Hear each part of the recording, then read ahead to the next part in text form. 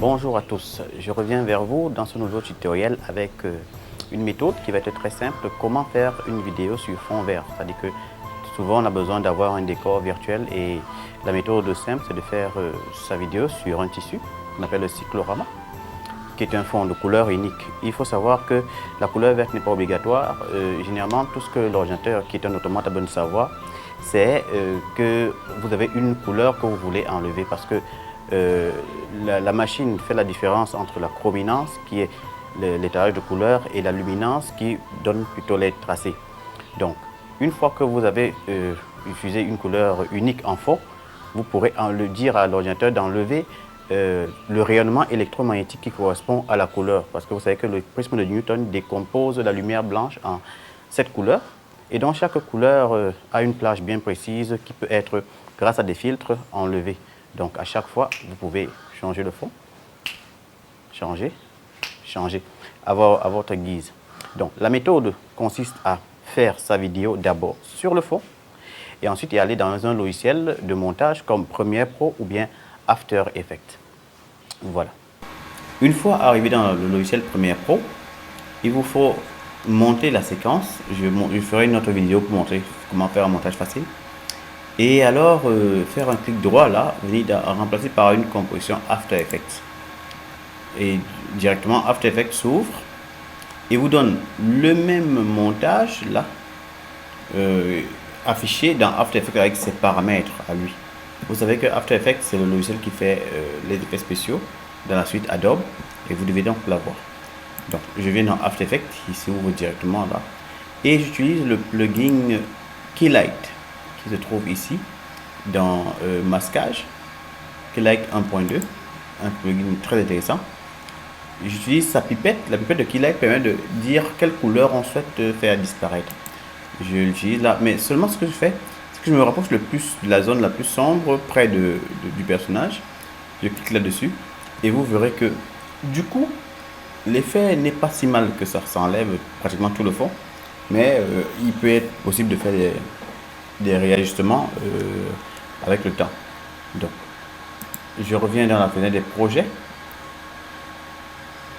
Je prends un fond j'importe un fond qui sera celui que je veux. Je prends celui-ci, voilà, il est là.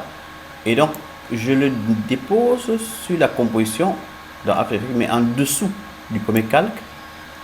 Ça a pour effet de le faire comprendre que je veux que mon fond, les images animées, virtuelles et tout ça, se retrouve derrière le personnage. Et donc j'appuie sur la touche 0 du clavier pour faire un précalcul. Je vois que tout de suite c'est pas si mal que ça. Donc j'obtiens quelque chose de plutôt pas mal. Seulement il y a plein de zones de transparence qui sont là. J'appuie encore 0 pour que ça me montre à peu près ce que ça donne. Alors ce que je fais, c'est que je vais déjà renforcer ma première image qui est là par une correction colorimétrique. Et donc dans les effets, je sélectionne d'abord le calque en question. Il faut savoir que dans tous les logiciels de montage, de son et tout ça, il est très important de sélectionner le calque sur lequel on veut travailler. Le calque du dessus, c'est mon calque à moi. Le calque de derrière, c'est le calque de fond.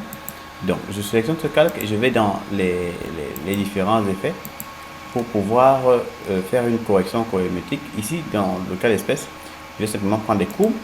C'est l'effet le plus complet au niveau de la correction colorimétrique.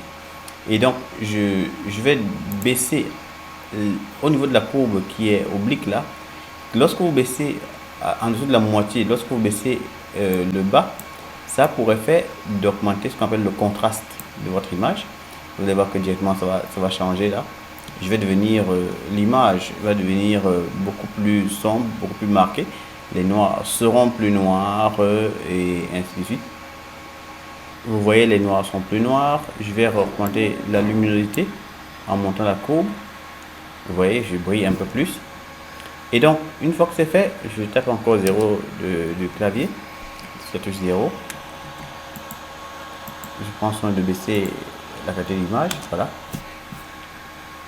Vous voyez que du coup, c'est pas mal.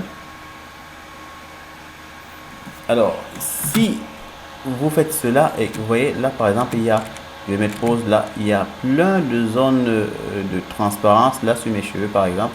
Mais ce que je vais faire, c'est que je vais dupliquer le premier calque, CTRL D, pour faire en sorte que mon image fasse de l'opacité sur le fond. Vous voyez, si j'enlève la visibilité là, vous voyez qu'il y a plein de zones de transparence. Lorsque je duplique et tac, magie, vous avez plus d'opacité et le fond disparaît.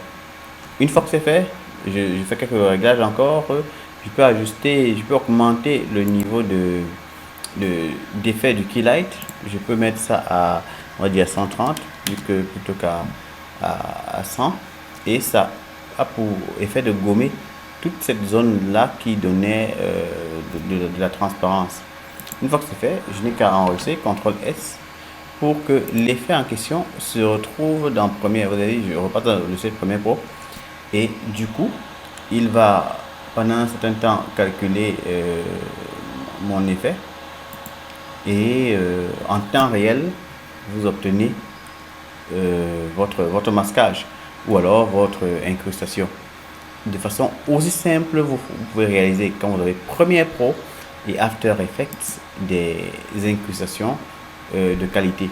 Il ne faut pas juste utiliser Premiere Pro, parce que Premiere Pro est plutôt limité dans la qualité de ce qu'il propose, contrairement à After Effects qui quand même propose des choses beaucoup plus abouties, vous voyez. Et donc après il s'agit de faire le rendu, c'est tout.